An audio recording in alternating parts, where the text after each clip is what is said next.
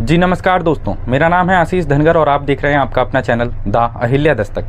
साथियों, लंबे समय से समूचे उत्तर प्रदेश की तमाम सीटों पे हम लोग चर्चा करते रहे हैं। इससे पहले हमने हाथरस की लोकसभा सीट पे चर्चा की थी चुनावी समीकरणों को लेके, और इससे पहले भी जो है हमने इटावा लोकसभा सीट को लेकर के भी चर्चा की थी, क्योंकि इस बार जो है बहुजन समाज पार्टी ने कहीं ना कहीं मुस्लिम कार्ड भी खेला है ज़बरदस्त तरीके से। तो उत्तर प्रदेश में ऐसा महसूस हो रहा है कि बहुजन समाज पार्टी ने जहां जहां प्रत्याशी उतारे हैं, निश्चित तौर पर वहां वहां मुस्लिम कैडर को अपनी ओर आकर्षित करने का प्रयास किया है। और इस बार बहुजन समाज पार्टी ने यह भी प्रयास किया है कि जो भी समाज अब तक बहुजन समाज पार्टी से बिछड़ गए थे, उन समाजों को कहीं ना कहीं एकजुट करने का प्रयास जो है बहुजन समाज पार्टी लगातार कर रही है। क्योंकि इसी की कड़ी में हम लोग देखते चले आए थे कि जो धनगर समाज है उत्तर प्रदेश के अंदर बहुत अच्छी तादाद में पाया जाता है, लेकिन धनगर समाज की लंबे अरसे से बहुजन समाज पार्टी से नहीं बन पा रही थी, लंबा कटाव चल रहा था।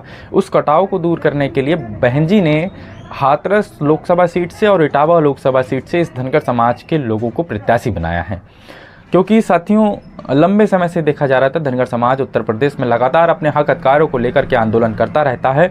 और यदि हम इटावा लोकसभा सीट की बात करें तो यहाँ पे भी धनगर समाज ने 31 मई साल 2023 में बहुत ज़बरदस्त तरीके से रैली की थी, और उसमें रोड शो से बहुत बड़ा प्रभाव जो है कहीं ना कहीं बहुजन समाज पार्टी पे पड़ गया।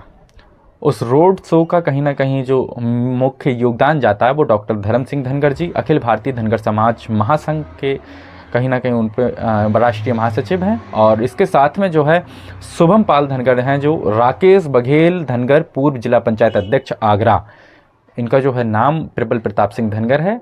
तो कहीं ना कहीं तमाम लोगों ने एक अलग संदेश जो दिया था, वो संदेश इटावा में एक अलग तरह से फैल चुका था। और लगातार इटावा का धनगर समाज ये आशा कर रहा था कि उनकी जो मेहनत है वो निश्चित तौर पर रंग लेकर के आएगी।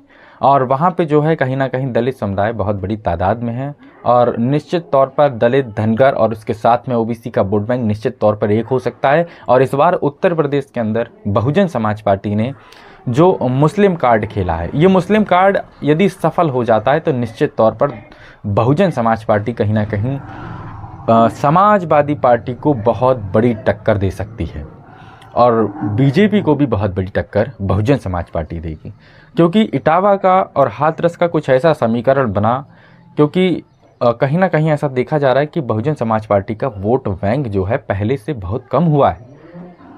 जबकि ये कहा जाता रहा है कि जो दलित वोटर है वो कभी बसपा से नहीं कटा, लेकिन ऐसा नहीं है साथियों। दलित वोटर भी बसपा से बहुत बड़ी तादाद में कटा, और यही कारण रहा कि उसका वोट बैंक घटा। अन्यथा किसी भी कीमत पर बहुजन समाज पार्टी का वोट बैंक घटने वाला नहीं था। और जो कांसीराम जी की विचारधारा थी, जिसकी जितनी संख्या भारी उसकी उतनी हिस्सेदारी, यदि इसी तरह से बहुजन समाज पार्टी चलती रही, इन्हीं के पदचिन्हों पर चलती रही, तो निश्चित तौर पर आने वाले समय में भी कुछ ऐसा कर गुजरेगी कि शायद एक बार फिर से इतिहास बदलने का काम बहुजन समाज पार्टी करेगी। लंबे समय से बहुजन समाज पार्टी मेहनत कर रही है। हमेशा से ही बहुजन समाज पार्टी कहीं ना कहीं उन तमाम चेहरों को उठाने का प्रयास करती रहती है जो चेहरे हमेशा से ही और पार्टियों में दब के रह गए थे, और पार्टियों ने जिन समाजों को कभी तवज्जो नहीं दी थी, उन समाजों को तवज्जो देकर के बहुजन समाज पार्टी ने एक चीज़ तो साबित कर दी कि निश्चित तौर पर बहुजन समाज पार्टी दबे कुचले शोषित वंचितों का भला चाहती है। और साथियों, इटावा लोकसभा सीट को लेकर के, हाथरस लोकसभा सीट को लेकर के, और भी दो जो तमाम लोकसभा सीटें उन पे भी हम लोग एक एक करके चर्चा करते रहेंगे।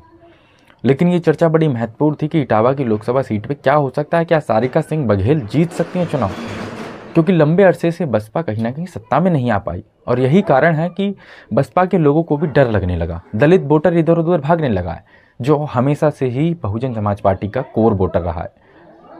और यदि किसी पार्टी का कोर वोटर ही भागने लगेगा तो बाकी वोटर्स का क्या होगा।